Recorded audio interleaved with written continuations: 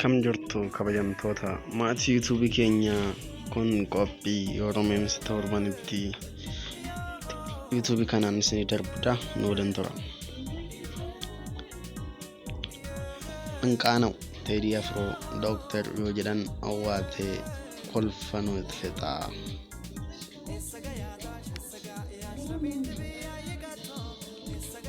Ana biroo sa'aan meeqa ta'e isa Teediif walakkaadha.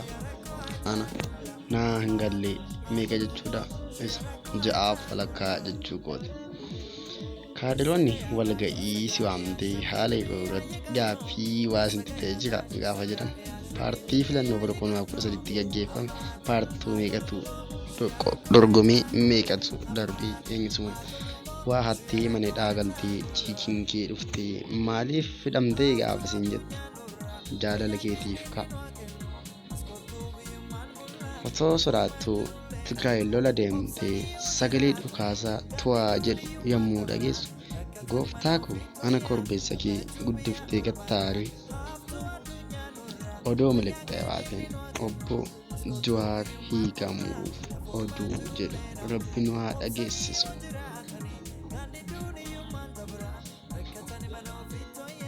Ani muudii mabarsotaa keessaa kan natti tolu isuma yoo gaaffiin itti ulfaate kana kutaa olaanaatti barattu jedhanidha. Gurbaa isa yuunivarsiitii Maqalee jiru sana osoo haasofsiisaa jirtu sagalee guddaa dhageesse maaloodha yeroo jettuun lakkii homaa miti snaayiperiiti tokkoon gad jedhee ofirra dabarse.